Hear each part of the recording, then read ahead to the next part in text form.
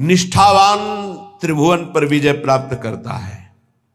लोका स्वच्छंद निंदाम विंधतति, चाहे कोई कितनी निंदा करे तुम्हें फर्क नहीं पड़ना है, और फर्क पड़ जाता है तब जब सत्संग नहीं मिलता।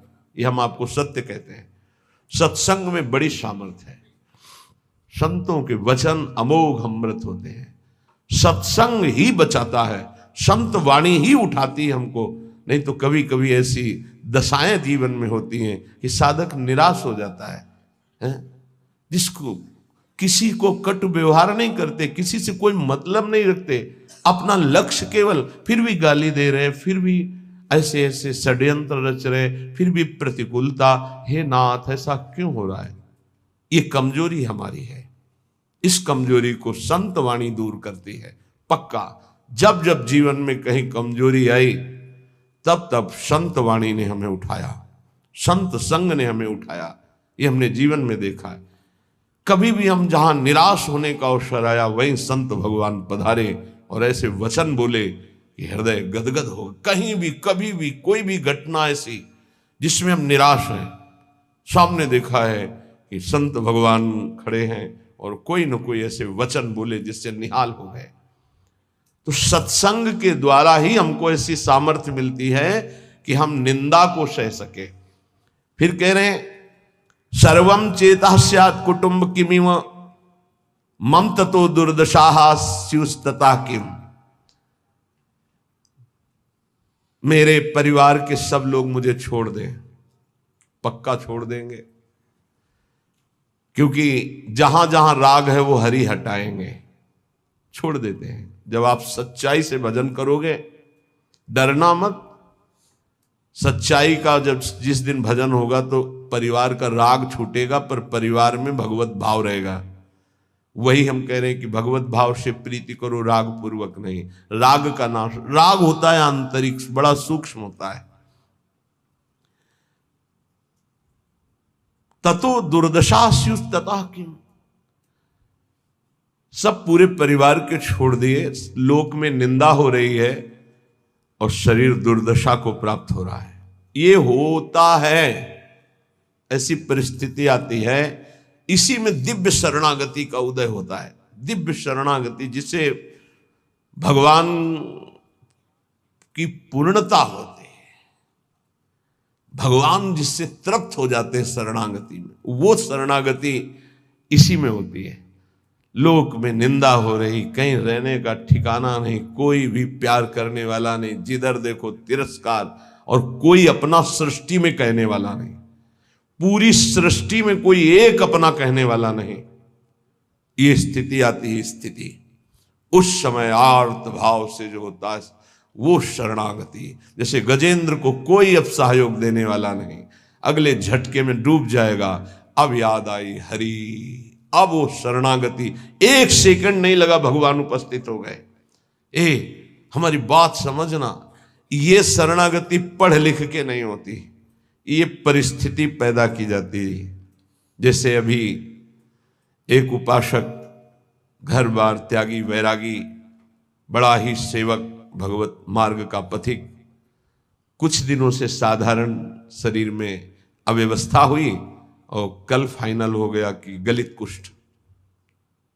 बहुत पुराना प्रारब्ध जागृत होता है। जैसे भीष्म जी 6 महीना बाणों की शैया पर, बाल ब्रह्मचारी, नैष्ठिक परम तप में युक्त, ऐसे ही जब हमारी भगवत प्राप्ति का योग बनता है, पक्का दिमाग में बैठा लो।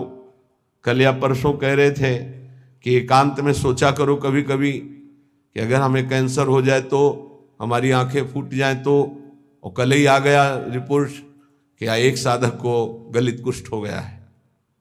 ये हम इसीलिए तैयार करते हैं, जैसे आर्मी के नहीं तैयार करते कि अगर कीचड़ में फंस गए तो कैसे निकलना है, पहाड़ में फंस गए तो कैसे चलना है, कैसे आपको चढ़ना है, कैसे दौड़ना है। ऐसे ही परमार्थ की ट्रेनिंग है।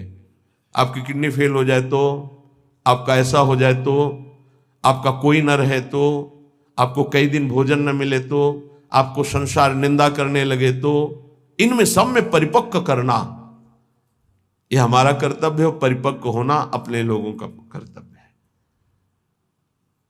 अब वो साधक व्यथा तो होगी थी। गलित कुष्ठ का मतलब अभी तक तो मेरी दृष्टि में इसमें कोई भी औषधि का योग नहीं देखा था। अब नया चल पड़ा हो तो नहीं कहते, जैसे किडनी फेल होने का मतलब है मृत्यु, लेकिन अब डायलिसिस चल पड़ा है, उससे जब तक जिलाएं तब तक जी सकते हैं जब तक योग है। तो कल इसी सीढ़ी पे बैठकर उसको समझा, कदापि शोक नहीं, क्योंकि अंतिम फाइनल श्री जी की प्राप्ति होनी है तो अनंत जन्मों के पापों का योग होता है। ध्यान रखना, जो भगवत ऐसे ऐसे नीच पाप करने वाले हैं जुकाम नहीं होता, वो ऐसा सीधा साधक है कि कभी कोई शब्द सुन पाए वो तो मुश्किल है। वो ऐसा सीधा साधक है, रात दिन अपने संयम में, और उसको गलित कुष्ठ हो। ये बड़ा विचित्र खेल है। पूर्ण धर्म से चलने वाला, पूर्ण त्यागी, पूर्ण भगवत मार्गी, इतना भी कहीं अपराध की संभावना नहीं, किसी से कोई मतलब ही नहीं, कोई जानता ही नहीं, और उसको गलित कुष्ठ। ये क्या है? अनंत जन्मों का हिसाब बराबर श्री जी के पास जाना है, श्री जी के पास जाना है। रामकृष्ण परमहंस जी के गले में कैंसर, भयानक पीड़ा का हर समय संयोग, किस लिए? अंतिम जन्म है, अब जाना है मुझे लाडली जी के पास जाना है। तो जितना हिसाब किताब है बराबर फटाफट बराबर होता है। तो संसारी आदमी डरता है, भक्ति में जो प्राप्त हो रहा है तुम क्या समझ रहे हो? हजारों बार जन्म करके मरना होता है ऐसे सड़ सड़ के, और ऐसे ऐसे ऐसे कुछ नहीं बिगाड़ पाएगा गलित कुछ नहीं बिगाड़ पाएगा। सभा में कह रहे कुछ नहीं बिगाड़ पाएगा। प्रारब्ध ही तो है ना, पूर्व पाप। राधा नाम से बढ़कर प्रारब्ध होता है क्या? है कुछ नहीं। कल यही सब है, कुछ नहीं। सियार नहीं पैदा होते सिंहों के सिंह ही होते हैं। हरिदास सिंह होता है। गर्जना करना हमारा कर्तव्य है। एक गर्जना में लाखों का कल्याण होता है, एक कदापि नहीं। शरीर भाव से ऐसे संतों को देखा है। बरगदिया बाबा, पैर से सड़ना शुरू हुआ, कीड़ा पड़ गया, मुख तेज में और शरीर में कीड़े, बैठे शांत भाव से, कीड़े पड़े हुए शरीर।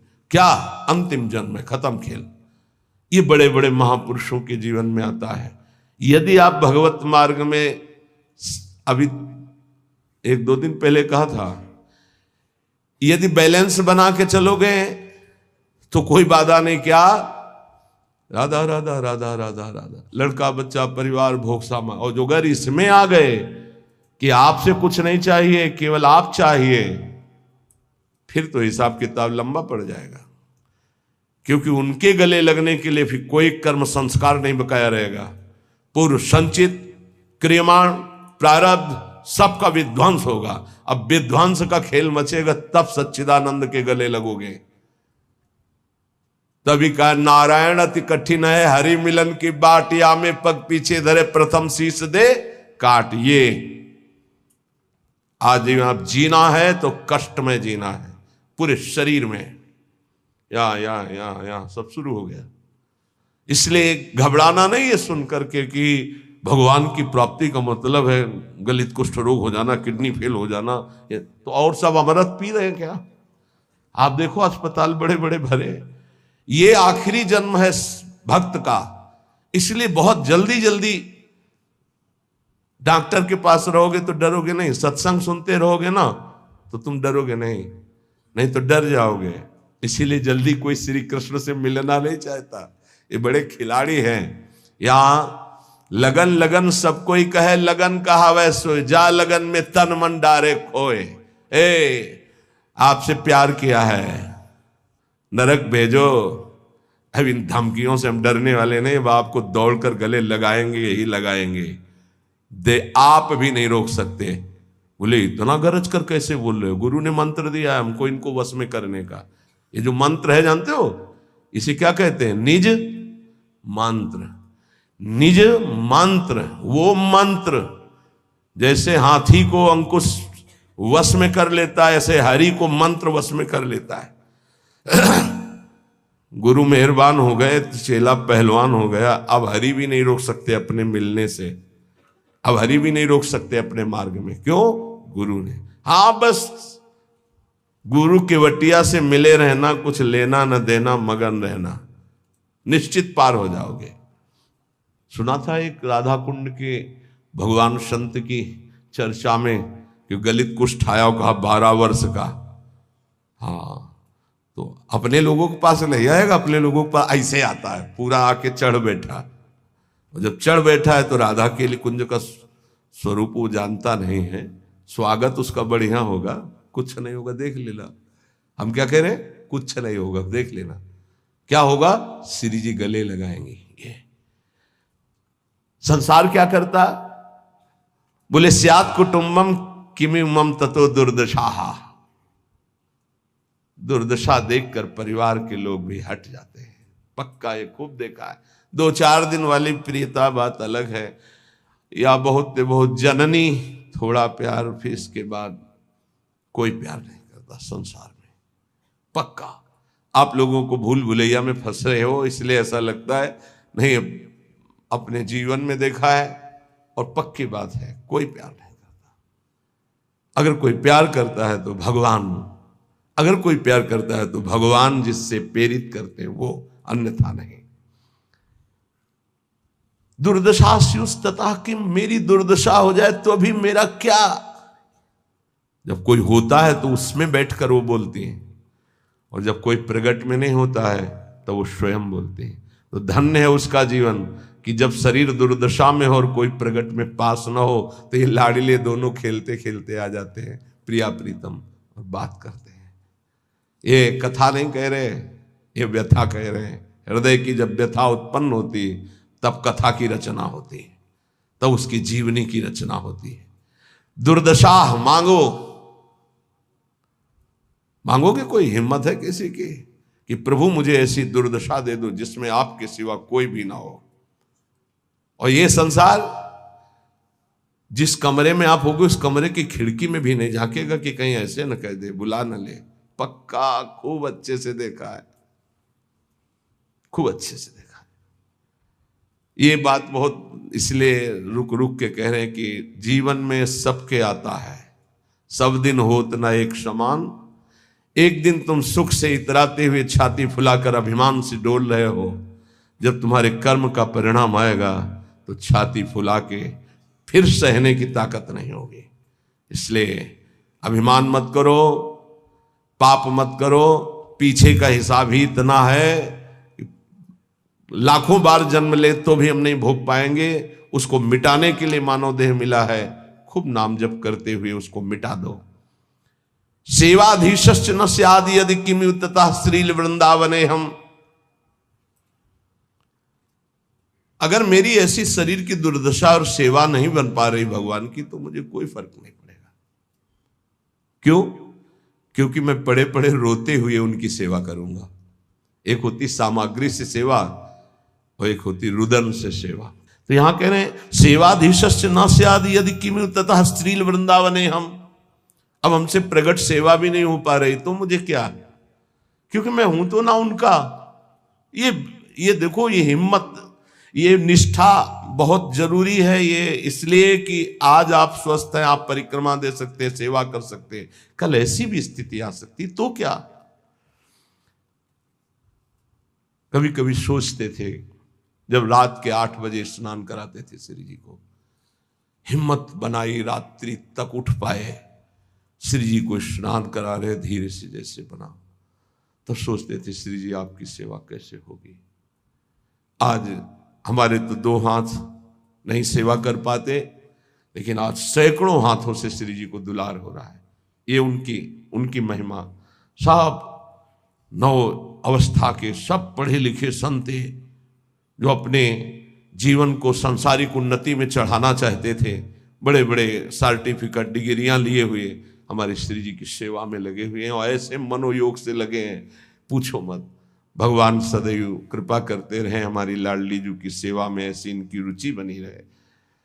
कभी कभी जब श्री जी को श्रृंगारित देखते हैं, इन सब का प्रयास देखते हैं, तो ऐसा लगता है कि हमारी एक एक वृत्ति जो सेवा की थी वही इनके रूपों में आकर के विराजमान हुई है।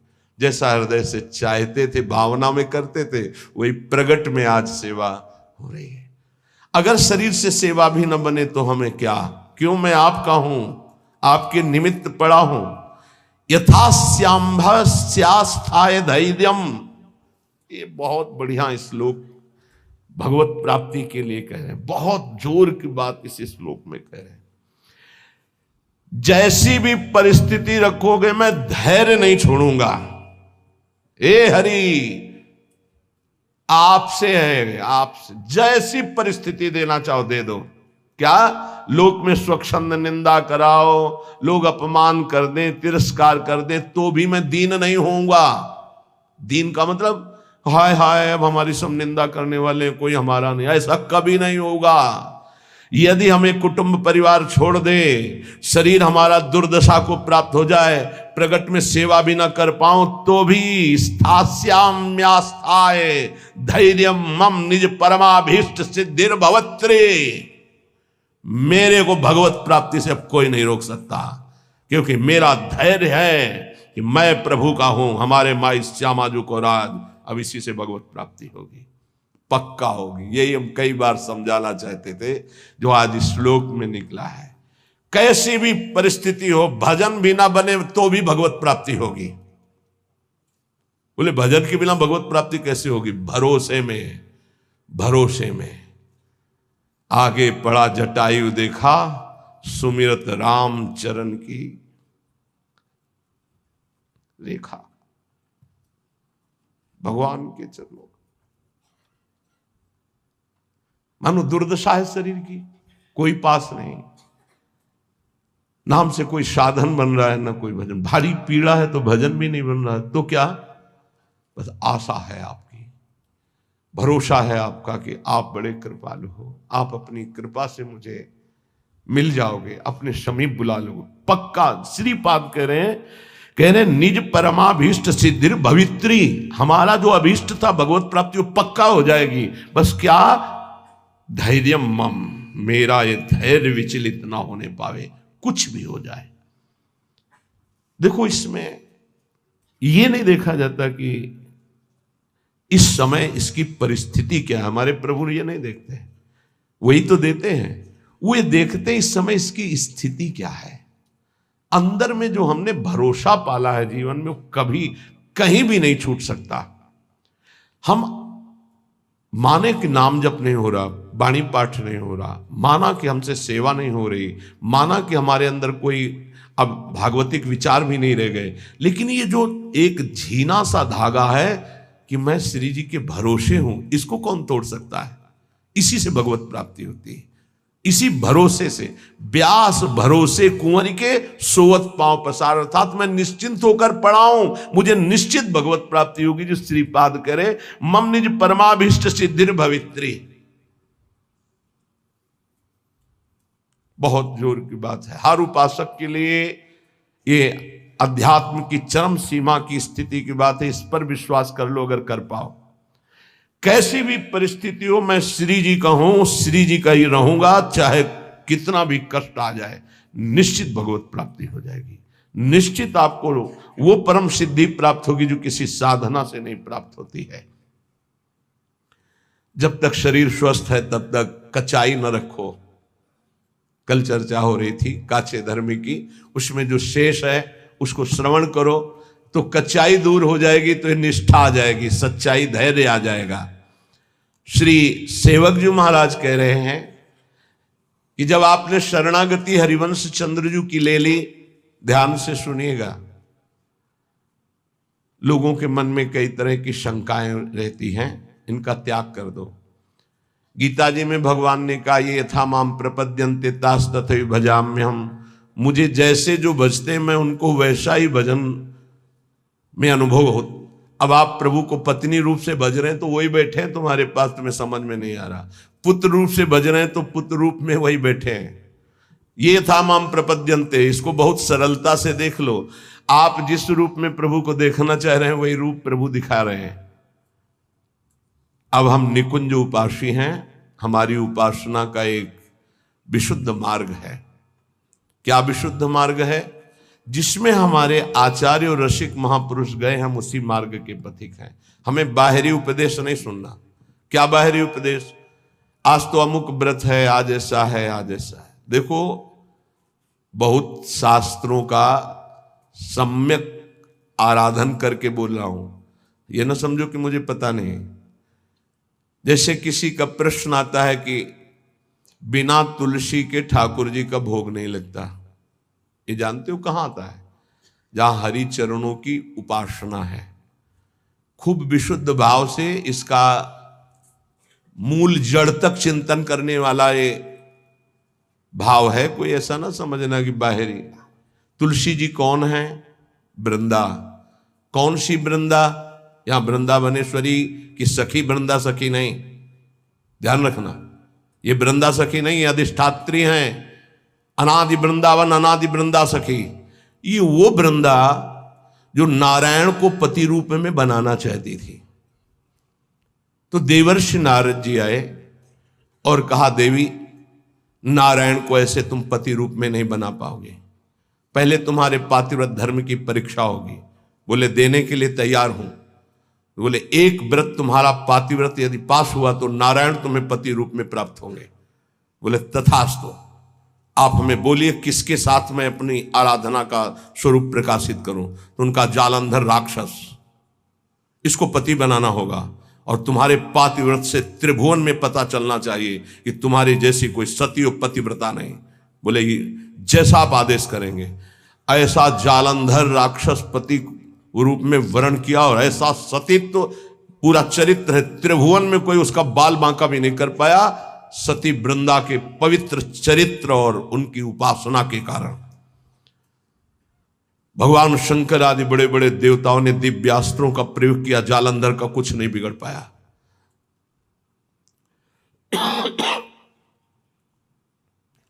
भगवान श्रीहरि से प्रार्थना की। भगवान श्रीहरि ने कहा, ऐसे नहीं मारा जा सकता, इसका मूल है वृंदा, अगर उसका सतीत्व भंग हो तो ये मारा जाएगा। तो बोले नाथ, आप ही इसको देख सकते हैं। तो उन्होंने कहा, मुझे ही पति रूप में प्राप्त करने के लिए उसने तपस्या की थी, मैं जा रहा हूं। नारायण रूप से नहीं गए, छल किया। जगत मंगल के लिए उस दैत्य को मारने के लिए भगवान उसका रूप धारण किया, जालंधर का। जब सतीत्व भंग हुआ तो उसे होश आया। उसने कहा, मेरे पति जैसी चेष्टा नहीं, कौन हो तुम? क्योंकि आप में असीम सामर्थ्य, असीम सौंदर्य, असीम सुख मेरे पति नहीं हो सकते, क्योंकि मैं जानती हूं कौन है। जालंधर राक्षस, आप वो नहीं हो। आप कौन है? अपने रूप में भगवान। तो उन्होंने कहा, माना कि आपके लिए ही तप कर रही थी, लेकिन इस समय मेरा पति जालंधर, अब मैं मानती हूं मारा जाएगा, क्योंकि मेरा तप नष्ट हुआ। तो मैं आपको शाप देती हूं, आप पाषाण रूप हो जाएं। तो नारायण शालिग्राम बन गए। तो कहा, मेरे लिए ही तूने तप किया था, नारद जी ने तो तुझे पातिव्रत धर्म की परीक्षा के लिए जालंधर को व्यर्थ में मुझे शाप दिया, इसलिए मैं शाप देता हूं, तुम वृक्ष रूप हो जाओ। वही तुलसी जी का वृक्ष। तो बिन तुलसी हरि एक न मानी, नमो नमो तुलसी महारानी, नमो नमो। शालिग्राम की सेवा तभी पूर्ण मानी जाएगी जब तुलसी जी होंगी। और वही पद्धति वैष्णव जनों ने अपनाई, भोग की। लेकिन हमारे यहां प्रिया और लाल और सब सहचरियां हैं। तो यहां वो वृंदा नहीं है, यहां वृंदावनाधीश्वरी की नित्य सहचरी वृंदा, जो वृंदावन की अधिष्ठात्री देवी, तो वृंदावन अनादि और वो देवी अनादि।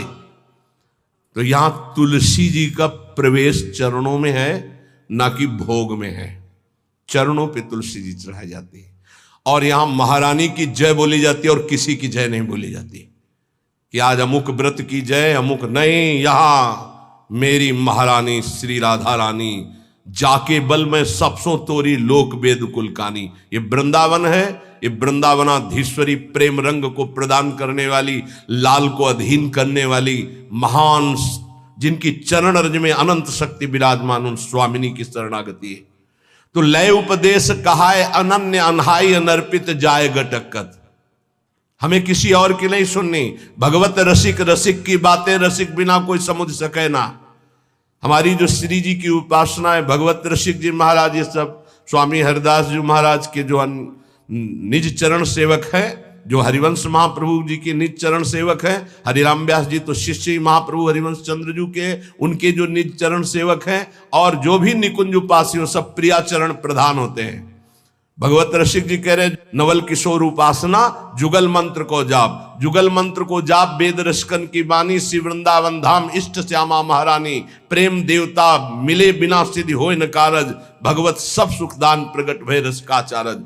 यदि आप हरिवंश धर्म में जुड़े, वृंदावन में जुड़े, राधा नाम से जुड़े, नित्य विहार रस में जुड़े हैं, इसलिए इष्ट मिले और मन मिले, मिले भजन रस रीति, तहा निसंक होए मिलिए तासों कीजे प्रीति। अब ध्यान दीजिए अपनी उपासना के रंग की। अगर आप शरणागत हो चुके तो पहला नियम है कि बिना श्री जी को अर्पित किए एक बूंद पानी भी नहीं जाना चाहिए जिब्या में। और बात तो दूर, हमारी बात को समझना, हम कहते पहली बात तो ऐसा कुछ ना पिए खाए जो हम श्री जी को भोग नहीं लगा सकते। अगर आपकी औषधि चल रही है, आपका वृद्ध शरीर है, आप ऐसे लेते हैं, नाम जपते हुए पी ले, पर पहले राधा वल्लभ लाल की जय और भावना में अर्पित कर दो।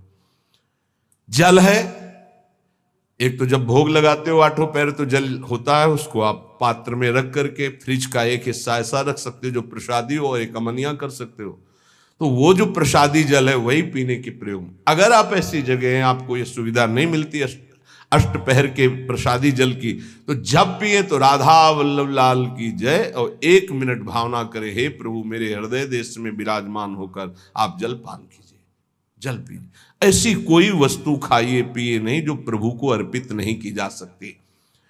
कुछ लोग ऐसे काचे धर्मी के लय उपदेश कहाय अनन्य अनहाई अनर्पित जाय गटक्कत, शरणागत हो गए, उनको पता ही नहीं है, जहां जो देखा वो वहां खरीदा और खा रहे। ये तो देखी बात है।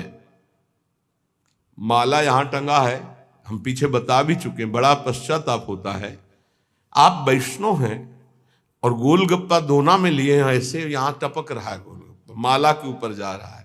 मालूम माला का आप महत्व तो नहीं समझते, माला साक्षात श्री जी में है, क्योंकि उससे हम नाम जप करते हैं, ऐसा नहीं करते। अगर आपको ऐसे कुछ पदार्थ पाने हैं, नहीं आपकी जिह्वा रुकती, तो हम कह रहे खरीद लो, पात्र में रख लो, कुटिया में जाओ, श्री जी को भोग लगाओ, थोड़ा नाम कीर्तन करो, फिर उसको मर्यादा से पालो। आप वैष्णव हो, बाजार में खड़े खड़े कंठी तिलक लगाए, अच्छा लगता है आपको? अरे कंठी तिलक लगाकर इसकी मर्यादा की भी तो रक्षा करो। लय उपदेश कहाय अनन्य अनहाय अनर्पित जाय गटक्कत। अब ये नहीं होगा कि सुबह सुबह उठे हो बेड टी पी रहे हैं, नहीं तो कोई भक्ति नहीं रहेगी। पहले उठो, नाम रस पियो, गुरुजनों का नाम, महापुरुषों का नाम स्मरण किया, कुछ देर इष्ट का नाम स्मरण किया, फिर भूमि को प्रणाम किया, सब भक्तों को प्रणाम करके, हे प्रभु आज का दिन हमारा बड़ा मंगलमय आपके स्मरण में जाए, ऐसी प्रार्थना की। फिर आप शौच स्नान आदि क्रिया करके प्रभु की मंगला करके फिर उनको भोग लगा करके फिर जो ऐसे ऐसे तो आपकी बुद्धि शुद्ध हो जाएगी। लेकिन पशुता बढ़ रही है, पशुता बढ़ रही है। आस करें विषयीन के आगे जो देखे मैं जो रत हाथ लग। पहली गलती बिना भोग लगाए पा रहे हैं, वैष्णव होकर भी, शरणागत होकर भी। बहुत सावधान, बिना प्रभु को पवाए पा नहीं सकते, कुछ भी नहीं। हर कर्म प्रभु को समर्पित करना है। आज जब तुम कंठी बंधवा लिए, दीक्षा ले लिए, तो तुम्हारा कोई कर्म ऐसा नहीं होना चाहिए जो प्रभु को समर्पित ना कर सको। कोई पर्दे के डाल करके कार्य करने वाला कि नहीं, प्रभु दे पर्दा खोल करके हर कार्य आपके सामने होगा, आपके लिए होगा। हमारा जीवन अब पर्दे में नहीं है, बेपर्द है आपके सामने। कभी संकोच न करो प्रभु से, प्रभु सब कुछ देख रहे हैं, लेकिन वो संकोच करो जो प्रभु को हम समर्पित नहीं कर सकते। वो कर्म, वो खान पान। आस करें विषयीन के आगे जो देखे मैं जोरत हाथ लटकत। चाहे गृहस्थ शरणागत हो, चाहे विरक्त शरणागत, ये विषयी पुरुष से तुम्हारी कामनाओं की पूर्ति नहीं होनी। कामनाओं की पूर्ति श्री जी से होनी। बने तो रघुवर ते बने, बिगड़े तो भरपूर तुलसी और अंते बने ता बनबे पे धूर। ये सिद्धांत पकड़ो, दूसरे के आगे घिघियाने की जरूरत नहीं है। चाहे विरक्त हो चाहे गृहस्थ हो, श्री जी हैं, बहुत समर्थ हैं। अगर उनका विधान है कि मैं ऐसे दुख में जीवन को व्यतीत करूं तो मुझे किसी से सुख नहीं चाहिए, और अगर उनका विधान है कि ऐसे सुख में जीवन से तो मुझे कोई परवाह नहीं। केतिक आयु केतिक जीवन, काहे विनाशत काज हटकत। तुम्हारा काज है भगवत प्राप्ति, कितना जीवन है तुम जो दूसरों के आगे हाथ जोड़ रहे हो धन के लिए, भोगों के लिए नहीं। कितना जीवन है दूसरे की आस कर रहे हो। अरे लाडली लाल के चरणारविंद की महिमा तुम्हें पता नहीं है। प्रणत कामदम पद्मजार्जितम धरणि मंडनम ध्येयमापद, ये लालजू के चरणारविंद, प्रणाम करने वालों की समस्त कामनाओं को पूर्ण। हमारी श्री जी चिंतामणि प्रणमताम ब्रज नागरी नाम, गोरे चरणारविंद में जिसने माथा रख दिया उसके समस्त चिंतित भावों को पूर्ण करने वाली। एक है साकत संग अगिन्न लपट लपट जरत क्यों संगति की जय। साकत दो भाव से इसका अर्थ होता है, एक होता है जो गुरु मंत्र नहीं लिए मनमानी आचरण करते हैं उन्हें साकत, और दूसरा कहते हैं जो बकरे की बलि चढ़ाते हैं, शराब पीते हैं और कहते हैं हम माता जी की उपासना करते हैं। बोले इनका संग आग की लपट से खेलना है, अर्थात सारे सुकृत नष्ट हो जाएंगे, वैष्णवता नष्ट हो जाएगी अगर ऐसे लोगों का संग करोगे। साकत संग अगिन्न लपट लपट जरत को संगति की जय। सावधान। अब देखो कहां वैष्णव धर्म के पालन की वो वृत्ति रह गई। बड़ा विचित्र है। अगर वैष्णव उस परिवार में नहीं तो उस परिवार का अन्न नहीं खा सकते। चतुर्भुजदास जी जिस गांव में वैष्णव नहीं होता होता उस गांव का पानी नहीं पीते थे। भगवान का कंठी तिलक धारण करने वाला कोई इस गांव में है नहीं तो उस गांव में रुकते ही नहीं थे, चले जाते थे। जो गुरुमुख नहीं है उसके संग का क्या स्वरूप बताया है। साकत संग अगिन्न लपट लपट जरत क्यों संगति की जाए। नहीं, जो ऐसी उपासना करते हैं या जो उपासना से रहित दुष्ट स्वभाव वाले आग की लपट इनकी संगति मत की जाए। तो संगत किसकी करें। बोले साधु सुबुद्धि समान सुसंतन जान के शीतल संगति की जाए। जो समता को प्राप्त और भगवत प्रेम को प्राप्त महात्मा, ऐसा समझ करके जान करके ऐसे महात्माओं का संग करो। किन महात्माओं का संग करना चाहिए। जो समता को प्राप्त है। किन महात्माओं का संग करना, जो भगवत प्रेम को प्राप्त है। तो पहचान क्या है भगवत प्रेम प्राप्त महात्मा की। जिसकी बुद्धि में धन का महत्व नहीं है, कामिनी का महत्व नहीं है और कीर्ति का महत्व नहीं है, वो भगवत प्रेम को प्राप्त करने की योग्यता वाला महात्मा होता है। जिसको जो किसी भी पक्ष में नहीं, पूरा विश्व उसका है। उदार चरिता नाम वसुधैव कुटुंबकम, एक ही परमात्मा तत्व सर्वत्र विराजमान है। वो समान सुसंतन, वो सम बुद्धि रखने वाला महात्मा है। बोले साधु सुबुद्धि समान सुसंतन जान के शीतल संगत की जय। इनका संग तुम्हें शीतलता प्रदान करेगा, परम शीतल माश्रयामी श्री जी के चरणों तक पहुंचाएगा। बोले एक जो काचे प्रकृति विरुद्ध करे तो का कीजे, और जे आगे के दाजे गए भजी पानी में आग लगे तो का कीजे। सेवक जी महाराज बहुत बढ़िया वर्णन कर रहे हैं। बोले एक ऐसे हैं जिनका स्वभाव ही विरुद्ध, वैष्णव धर्म के विरुद्ध आचरण, मनमानी आचरण करते हैं। अब जब इनका स्वभाव ही विरुद्ध है तो लाख समझावे समझने वाले नहीं हो, अपने मनमानी आचरण करते हैं और तिलक भी लगाए हैं, कंठी भी लगाए, मनमानी आचरण करते हैं। बहुत प्रपंच की बातें करते हो। अगले जन्म में ये जबान ही हटा दी जाएगी। जब वर्षा ऋतु होती तो देखो निकलते एक जबान वाले, टर टर टर टर, कोई मतलब नहीं है। नहीं, जे नहीं करही राम गुण गाना, जी है सुदादुर जी है समाना। जिनकी जी भगवान की चर्चा नहीं करती अगले जन्म में हटा दी जाती है। और जानते हैं उनको क्या बनाया जाता है। मेढक बोल टर टर दिन भर लगा रहे, कोई स्वर नहीं, कोई व्यंजन, कोई भगवत चर्चा नहीं। तो एक जो काचे प्रकृति विरुद्ध करे तो का की जाए, और एक आगे के दाजे गए भजी पानी में आग लगे तो का कीजिए। संसार की जलन से बचने के लिए वैष्णव धर्म को स्वीकार किया, संतों के बीच में और यहां भी आकर वही आग लगा दी, राग द्वेष काम क्रोध ईर्ष्या की। अगर बाहर से जला हुआ पानी में पहुंच जाए तो शीतलता मिलती है, पानी में आग लग जाए तो फिर कहां भाग के जाएगा। संसार से भाग के संतों के बीच में आए हो तब होश में हो जाओ, यहां आग मत लगाओ। ये जो काचे प्रकृति के लोग होते हैं, ये आगे के दाजे गए भजी पानी में, और पानी में आग लगे तो काकी बचना। ये लोग आग लगा के सेकने वाले होते हैं। परमार्थ में चलाना बहुत